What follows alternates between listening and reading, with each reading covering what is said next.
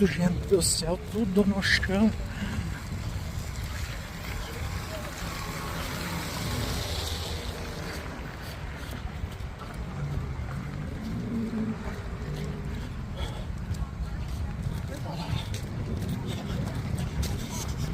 Misericórdia.